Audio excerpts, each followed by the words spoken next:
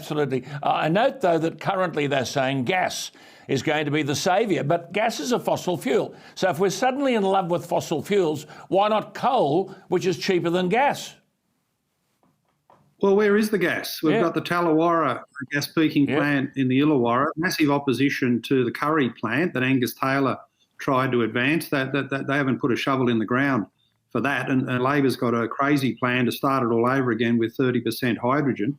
So even the gas, in terms of electricity generation, there's not enough of it. And then you look at what's happened with gas supply. New South Wales, shamefully, is 5% gas self-sufficient. Yeah. Plenty of it in the ground. 5-year delay for the approval of the Santos project at Narrabri. Mike Baird closed down the coal seam gas industry. We need all that gas right now. Yep. I mean, this could be playing a useful role. But if you keep the stuff in the ground as a deliberate policy, and a deliberate policy of driving coal out of electricity generation, this is the crisis that Wales brought upon themselves. And we've seen that in Europe, haven't we? Germany and Britain now, and others are reinstating coal-fired power. Mark, where's this Greta Thunberg? She's very silent. She's in hiding. Hey? She's in hiding with Tim Flannery and a few others. Yes. Alan, I wish they were all in hiding. But you mentioned Europe. The other big development is Britain. Boris Johnson bringing on as many small modular nuclear reactors as he can get his hands on. You need baseload power, reliable, affordable, and it comes from coal, gas and nuclear. So that's the other tragedy in Australia, that even though... Yeah, we can't even have a debate about it. Do you think the voters of New South Wales understand that in late 2020, the New South Wales government had the numbers, keen to wave through this energy bill called the Electricity Infrastructure Investment Bill, and it's about legislated 100% renewables. Now, at the time, New South Wales was sweltering and coal kept everyone going. Now, coal, again, is the answer. But this policy faced no scrutiny in the coalition party room.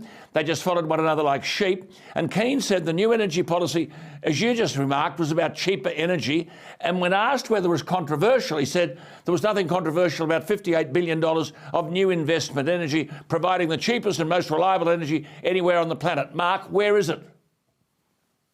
Well, it's a disaster. It's part of the problem. Eraring's closing early, Liddell's closing early. If Mike Cannon-Brookes gets hold of AGL, then Bayswater coal-fired power station would close early.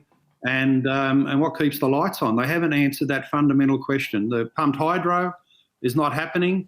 The gas peaking plant, the Greenies are against that.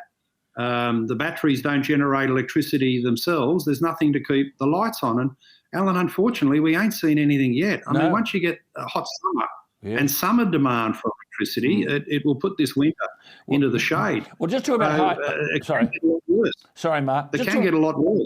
Just talking about this hydro. Now, in that bill and subsequently talked about hydro mapping information, and a pumped hydro would be essential to store electricity to back up green energy zones. And you said at the time that the sites for pumped hydro included dry gullies and water tanks, and that mapping information provided by the ANU researchers included a disclaimer that, quote, none of the sites discussed in this study have been the subject of geological, hydrological, environmental, heritage and other studies, and it's not known whether any particular site would be suitable. Mark, has any of this changed? No, not at all. And the documents we got 2 weeks ago showed that there's no viability for pumped hydro in New South Wales, and nothing, not even a shovel in the ground, will happen in the next 5 years. And then the document from Keane's Chief Energy Advisor, James Hay, talks about construction risks. Well, the construction risks are twofold, Alan. One is that all those sites that they've talked about, nobody's gone and personally looked at them. It's all done off computer desktop. And the second construction risk, of course, for pumped hydro, which has a dam at the top of the hill and a dam at the bottom.